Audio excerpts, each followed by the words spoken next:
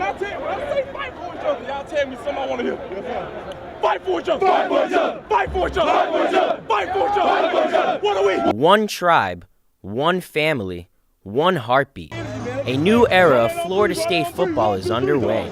An era that looks to add to what Heisman Trophy winner Jameis Winston helped reestablish. An era of perfection. Lock in, Nole Nation. Jimbo has reloaded.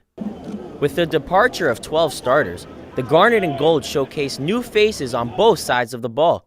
The first-team offense for the Garnet faced the first-team defense for the Gold, and all eyes were on the performance of starting quarterback Sean McGuire and his ability to run a pro-style offense. Yeah, I thought overall spring went great. I thought it went phenomenal, actually. The 14 practices were tremendous. I learned so much. Clicked with this offense.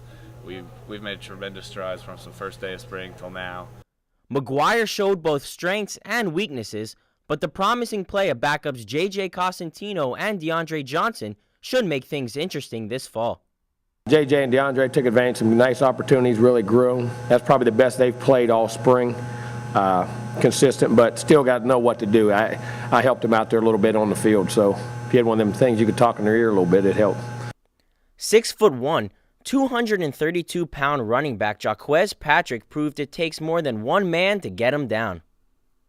Five-star wide receiver George Campbell showed signs of strength and speed as he broke off tackles and sprinted for a 65-yard touchdown. That's Campbell makes the catch at the 41, breaks the tackle to the 45 outside, the numbers to the 40, down the near sideline to the 30, stays in bounds to the 15 to the 10, 5, touchdown George Campbell.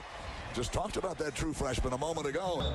Coach Jimbo has the pieces. It's just the process of putting them together into another winning combination.